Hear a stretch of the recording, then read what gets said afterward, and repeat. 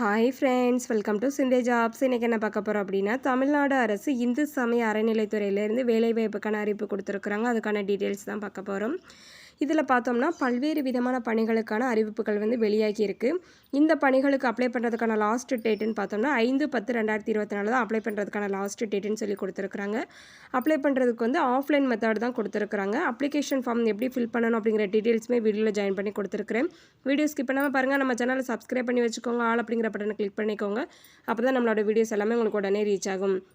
இப்போ நோட்டிஃபிகேஷன் பற்றி டீட்டெயில்ஸ் பார்க்கலாம்.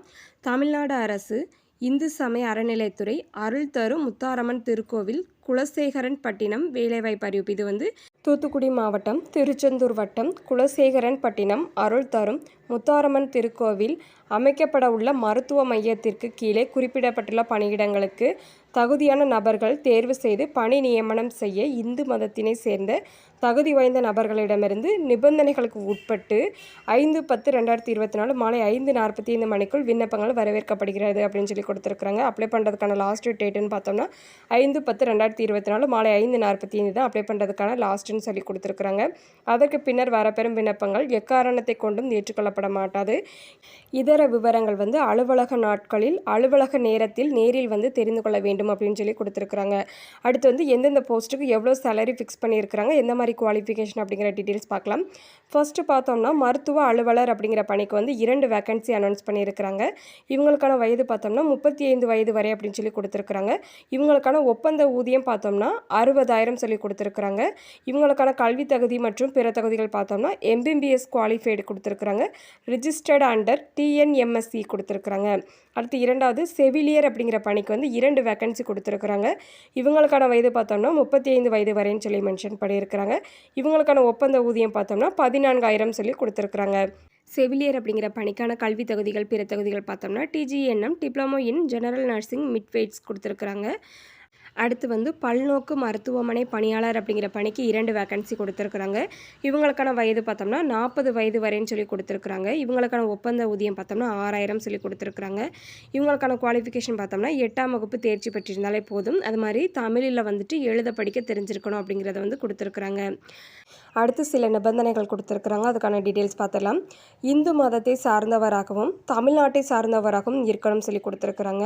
அடுத்து இரண்டாவது தொற்று நோய் உடல் அல்லது மனநலம் குன்றிய குறைபாடுகள் உள்ளவர்கள் விண்ணப்பிக்க தகுதியற்றவர்கள்னு சொல்லி கொடுத்துருக்குறாங்க. மூன்றாவது பார்த்தோம்னா நீதிமன்றத்தில் தண்டனை அடைந்தவர்கள், பட்ட கடனை தீர்க்க முடியாதவர்கள் என நீதிமன்றத்தால் தீர்மானிக்கப்பட்டவர்கள், அரசு பணிகள் பொது ஸ்தாபனங்கள் மற்றும் வேறு இடங்களில் பணிபுரிந்து தண்டனை காரணமாக பணி நீக்கம் செய்யப்பட்டவர்கள் ஆகியோர்கள் மேற்படி பணிக்கு விண்ணப்பிக்க தகுதியற்றவர்கள் அப்படின்னு சொல்லி கொடுத்துருக்குறாங்க. அடுத்து நான்காவது பார்த்தோம்னா நன்னடத்தை உடையவர்களாக இருக்க வேண்டும். இதற்கு அரசிதழ் பதிவு பெற்ற அரசு உயர் அதிகாரிகளிடமிருந்து பெறப்பட்ட நன்னடத்தை சான்று பெற்று சமர்ப்பிக்க வேண்டும் சொல்லி கொடுத்துருக்குறாங்க. அடுத்து விண்ணப்பதாரர்கள் ஒவ்வொரு பதவிக்கும் அந்தந்த பதவிக்கு உரிய கல்வி மற்றும் தகுதி சான்றுகள் மற்றும் இதர விவரங்களுடன் தனித்தனியாக விண்ணப்பிக்க வேண்டும் சொல்லி கொடுத்துருக்குறாங்க. அடுத்து வரப்பெற்ற விண்ணப்பங்கள் அனைத்தும் சரிபார்க்கப்பட்டு தகுதியுள்ள நபர்களுக்கு மட்டுமே நேர்முக தேர்வுக்கு அறிவிப்பு அனுப்பப்படும் அப்படிங்கிறத கொடுத்துருக்குறாங்க. அடுத்து நேரடி நியமனம் இந்து சமய அறநிலைத்துறை சட்ட விதிகளுக்கு உட்பட்டு நடக்குது அப்படிங்கிறத கொடுத்துருக்குறாங்க. அடுத்து விண்ணப்பங்களுடன் அனுப்பப்படும் அனைத்து சான்றிதழ்களும் அரசு பதிவு பெற்ற அலுவலர், அரசு பதிவு பெற்ற அலுவலர் சான்றொப்பம் பெறப்பட்ட புகைப்பட நகல்களாக மட்டுமே இருக்க வேண்டும். அசல் சான்றிதழ்களை அனுப்பக்கூடாது அப்படிங்கிறதுமே கொடுத்துருக்குறாங்க. எல்லாமே ஜெராக்ஸ் காப்பீஸ் தான் அனுப்பணும் அப்படிங்கிற டீட்டெயில்ஸுமே கொடுத்துருக்குறாங்க. அடுத்து ராஜீகத்தாலும் தெய்வீகத்தாலும் ஏற்படும் மாற்றங்களுக்கு நிர்வாகம் பொறுப்பல்ல அப்படிங்கிறதுமே கொடுத்துருக்குறாங்க. அடுத்து பூர்த்தி செய்யப்பட்ட விண்ணப்பங்கள் செயல் அலுவலர் அருள் தரும் முத்தாரம்மன் திருக்கோவில் குலசேகரன் பட்டினம் திருச்செந்தூர் வட்டம் தூத்துக்குடி மாவட்டம் 628206 என்ற முகவரிக்கு 5/10/2024 அன்று மாலை 5:45க்குள் கிடைத்திடும் வகையில் அனுப்பி வைக்க வேண்டும்.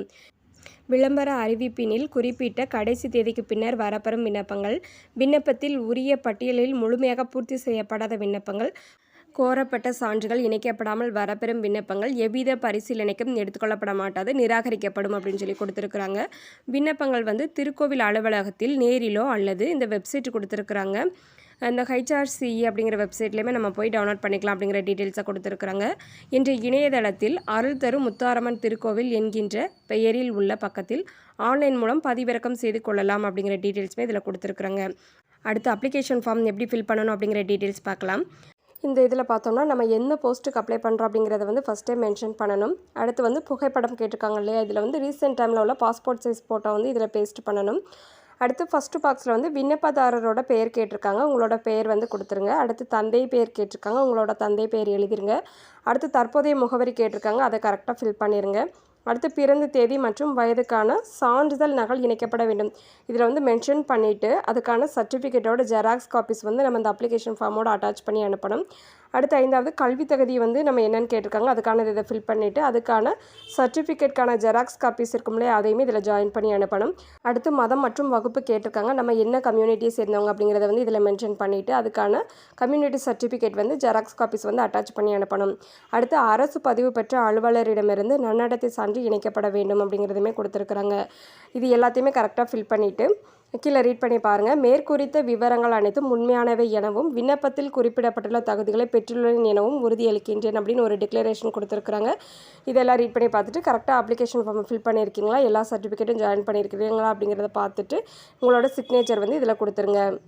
இப்போ வந்து ஃபுல் டீட்டெயில்ஸ் பார்த்துட்டோம். எதுவும் டவுட் இருந்துச்சுன்னா கமெண்ட் பாக்ஸில் கமெண்ட் பண்ணுங்கள். நம்மளோட வீடியோ உங்களுக்கு யூஸ்ஃபுல்லாக இருந்துச்சுன்னா ஒரு லைக் பண்ணிடுங்க.